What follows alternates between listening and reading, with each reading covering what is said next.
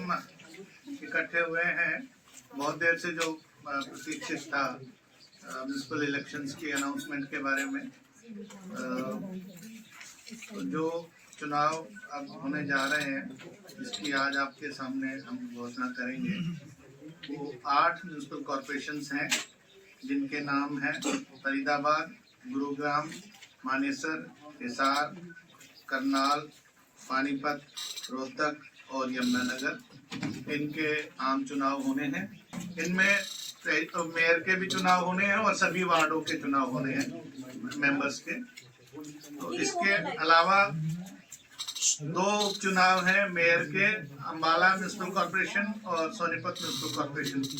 जैसा कि आपको पता है, श्रीमती शक्ति रानी शर्मा जो अम्बाला कॉर्पोरेशन म्यूनिसिपल कॉर्पोरेशन की मेयर थी, वो कालका विधानसभा सदस्य चुन ली गई थी और जिस वजह से ये पोस्ट खाली हुई 8 अक्टूबर 2024 को। तो मेयर का उपचुनाव इसमें करवा रहे हैं।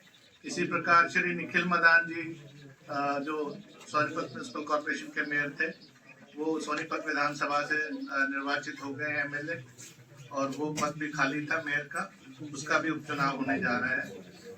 इनके साथ साथ 4 जो म्यूनिसिपल काउंसिल्स नगर परिषद है, पटौदी जटोली मंडी गुरुग्राम डिस्ट्रिक्ट में, थानेसर कुरुक्षेत्र डिस्ट्रिक्ट में, सिरसा और अम्बाला सदर।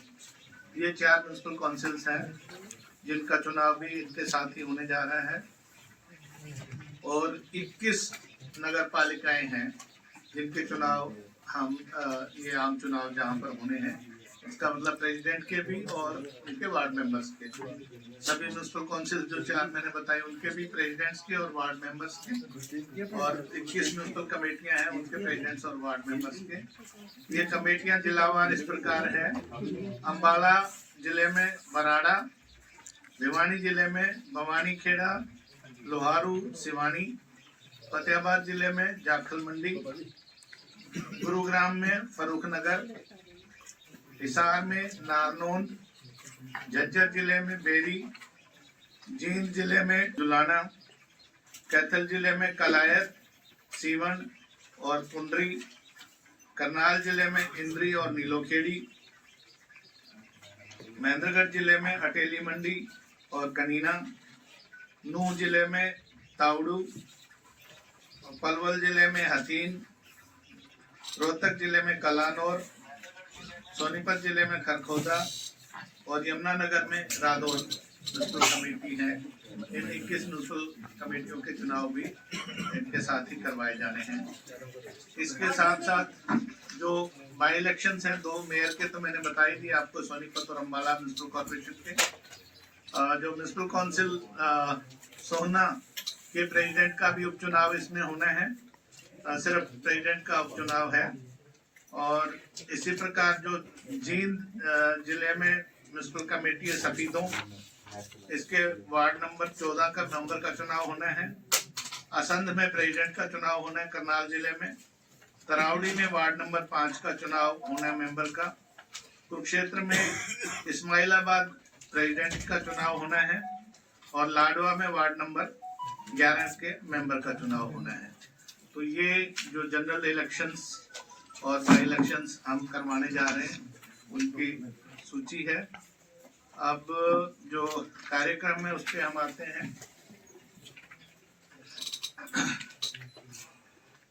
फॉर्मल नोटिस इसका जो सभी संबंधित जिला उपायुक्त हैं, डिप्टी कमिश्नर्स हैं, वो कल 5/2/2025 को इसकी फॉर्मल नोटिस लगाएंगे अपनी वेबसाइट पे और अपने ऑफिस में 5/2/2025 को वेडनेसडे को।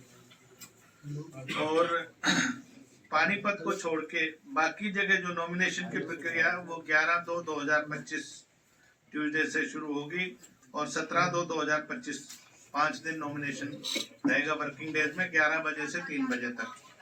12/2/2025 को संत श्री गुरु रविदास जी की जयंती है, उस दिन अवकाश रहेगा और 16/2/2025 संडे की वजह से अवकाश रहेगा। तो बाकी 5 दिन जो है ये नॉमिनेशन की प्रक्रिया रहेगी। 18/2/2025 को 11:30 बजे से जो नॉमिनेशन पेपर्स हैं उनकी आरओ स्क्रूटनी करेंगे जांच करेंगे और 19/2/2025 को जो अपना नाम वापस, जो जिनके नाम ठीक पाए गए वो अपना नाम वापस लेना चाहते हैं, वो अपना नाम वापस ले सकेंगे 11 से 3 बजे के बीच में। फिर 19/2 को ही 3 बजे सिंबल्स अलॉटमेंट होंगे, जो अंत में जो चुनाव प्रक्रिया में लोग शामिल होना चाहते हैं उनके लिए 19 को ही। और 19 को ही फिर जो पोलिंग स्टेशन हैं उनकी लिस्ट पोस्ट कर दी जाएगी और उसके बाद फिर उनके पास जो कैंपेनिंग का टाइम रहेगा वो रहेगा 28/2 तक। 1 मार्च को नॉन कन्वेंसिंग मतलब डोर टू डोर कर सकते हैं, पब्लिक मीटिंग वगैरह नहीं होगी और 2 मार्च को मतदान होगा। इसी कारणवश अगर किसी पोलिंग स्टेशन में अगर रीपोल की आवश्यकता हुई तो 4/3/2025 को होगा। पोल के टाइमिंग्स रहेंगे 8 बजे सुबह से लेकर शाम को 6 बजे तक।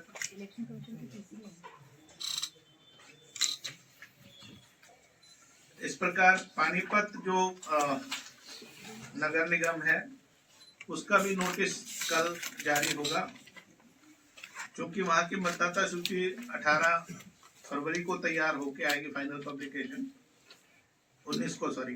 तो इसलिए उनका 21/2/2025 से नॉमिनेशन शुरू होगा, जो 27/2/2025 तक चलेगा। 23/2/2025 और 26/2/2025 छुट्टियां होने की वजह से नॉमिनेशन उन दिनों में नहीं होगा। बाकी 5 दिन तक जो वर्किंग डेज हैं 11 बजे से 3 बजे तक नॉमिनेशन फाइल किए जा सकेंगे पानीपत म्युनिसिपल कॉर्पोरेशन में। 28/2/2025 को 11:30 ऑनवर्ड्स जो रिटर्निंग ऑफिसर होंगे म्युनिसिपल कॉर्पोरेशन पानीपत के, वो स्क्रूटनी करेंगे, जांच करेंगे नॉमिनेशन पेपर्स की और जो जांच के बाद जो उपयुक्त पाए गए, जो वैध पाए गए, उनमें से यदि कोई अगर विड्रॉ करना चाहता है तो 1 मार्च 2025 को विड्रॉ कर सकेगा 3 बजे तक। और फिर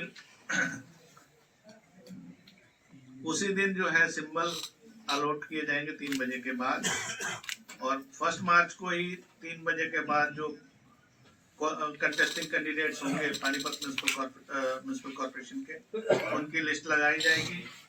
उसी दिन पोलिंग स्टेशंस की लिस्ट भी लगाई जाएगी और 9 मार्च 2025 को पोल होगा। तो 1 मार्च से लेके 7 मार्च तक उनके पास समय रहेगा कैनवेसिंग का, पब्लिक मीटिंग वगैरह के मार्फत। 8 मार्च को नॉन कन्वेंसिंग डे रहेगा, डोर टू डोर जा सकते हैं, पब्लिक मीटिंग वगैरह नहीं कर पाएंगे।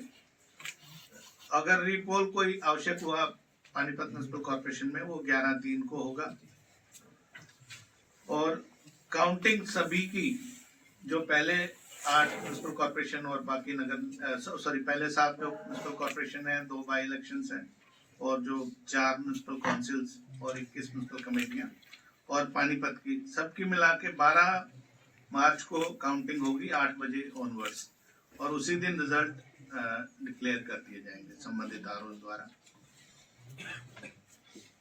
तो ये कार्यक्रम है। इसके अलावा जो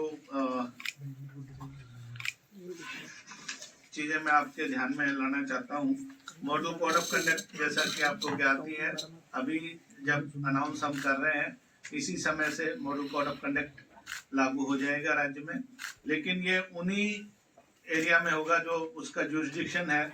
जैसे म्युनिसिपल कॉर्पोरेशन मान लीजिए करनाल है, तो म्युनिसिपल कॉर्पोरेशन करनाल का जो एरिया है, जुरिसडिक्शन का एरिया है, उतने में ही लागू होगा।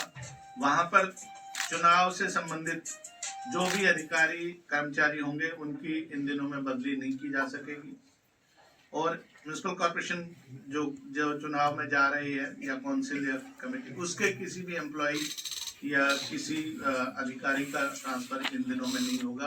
अगर कोई आवश्यक हुआ, बहुत आवश्यक हुआ पब्लिक इंटरेस्ट में, तो स्टेट इलेक्शन कमीशन की परमिशन के बाद ही ऐसा हो सकेगा।